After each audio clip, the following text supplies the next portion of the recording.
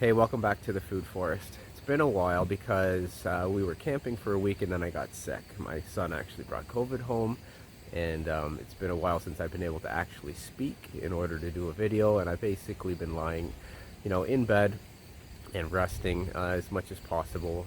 Trying to rest as much as I can, but then still kind of get up and move around and stay as active as I can. Today's video, I actually want to do a little video on elderberry syrup because it's actually, super relevant to getting sick and fall season, cold and flu season. So people are going to likely get sick. So I want to talk about kind of medicinals in the food forest. And we've been eating a ton of seabuckthorn berries. This bag was full. We've actually gone through a whole bag.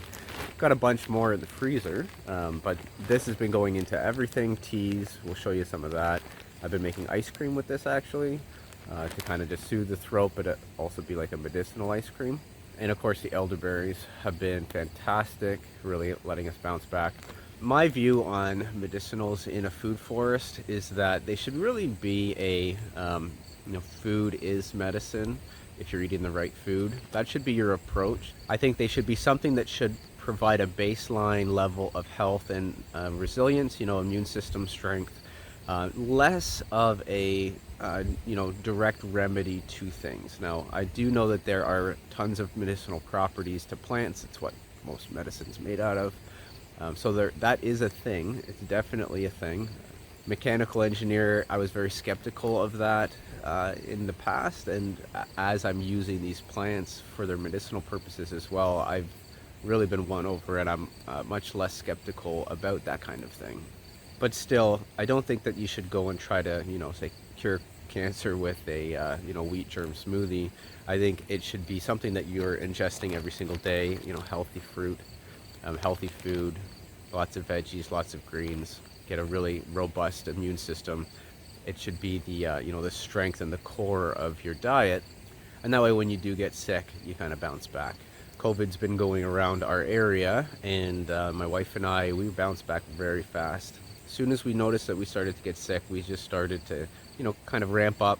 We were taking 3 teaspoons of elderberry syrup every day, tons of sea buckthorn berries, lots of greens, and just get our immune system as, buffed up as possible before we had to fight it off. And it's been about 2 weeks now, and we're just kind of coming out of it. Still fairly low energy, you might be able to tell. Still coughing a little bit, but other than that, it's been a pretty good bounce back. Okay, so let me take you back to when we were harvesting the elderberries. I was just kind of chatting about what's going on there, and then we'll actually go and make some elderberry syrup, show you guys how to do it. We'll make some sea buckthorn tea. These are videos that I've shot in the past week or so, just before I was getting sick. So I've got that footage. I'll add that onto this video, and I hope you enjoy and learn a new recipe and a new fruit that you can actually use to pump your health up in times where you actually need it. Thanks for watching.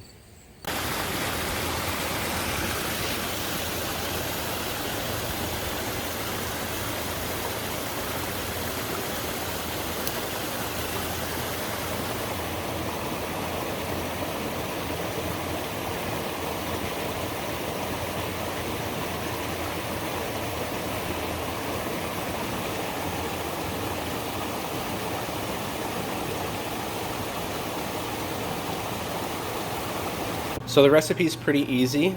We had 4 cups of elderberries. So you do 2.5 times as much water, add that in and bring it to a boil.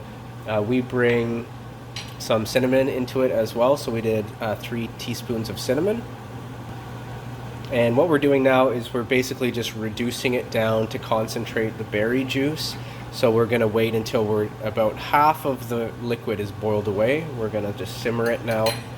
At this temperature, boil away half the liquid, and then we'll mix in some honey. We're going to do 3 cups of honey for 4 cups of raw elderberries. If you're using dehydrated elderberries, you have to use half as much. So if you're using fresh elderberries, use twice as much. If you're using dehydrated elderberries, do 5 times as much water. With normal raw elderberries, you do 2.5 times as much water. Okay, so we've reduced down about a half of the total volume, and Then we were just basically mashing this down to get all the juice out of the berries, and now we'll sieve this out.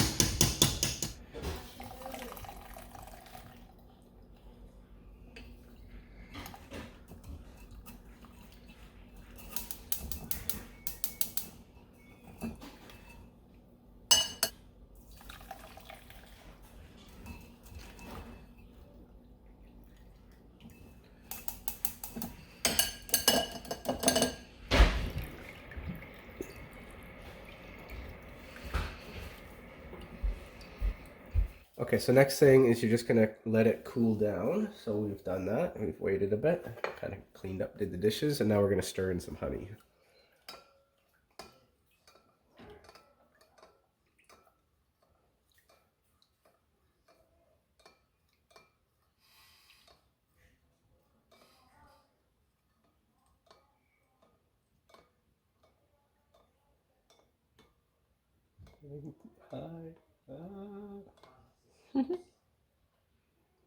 So we did 3.5, 4 cups of honey for 4 cups of berries. If you use dehydrated berries, you want to use about 2 times as much honey as you did berries.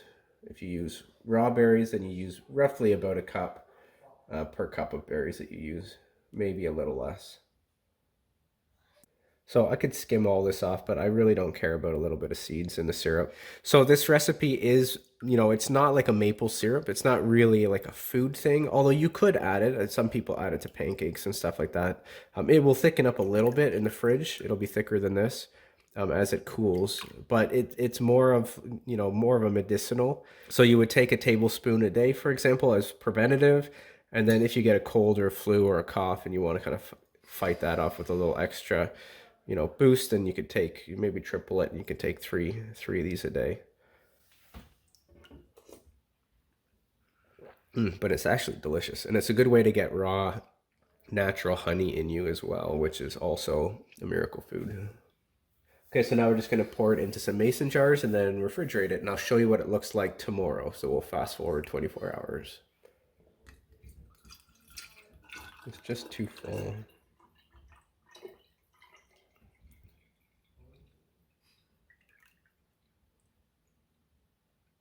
Slow down. Yep.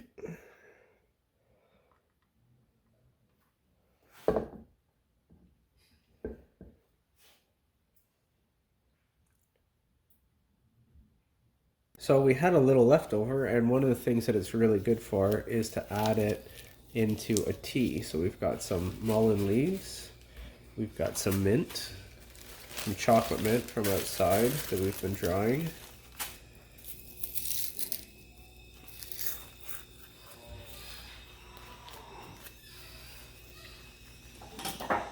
And then we've got some seabuckthorn.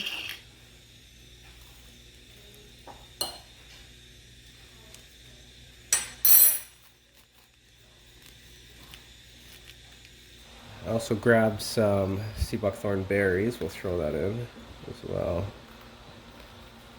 And then we'll add the elderberry syrup to it as a sweetener.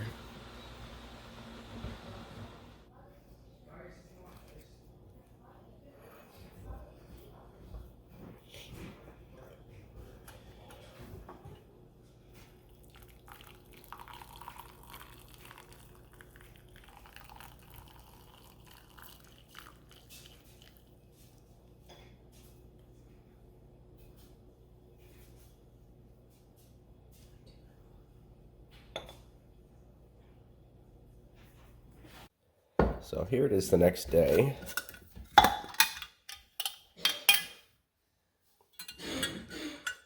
You can see the consistency is a little bit thicker.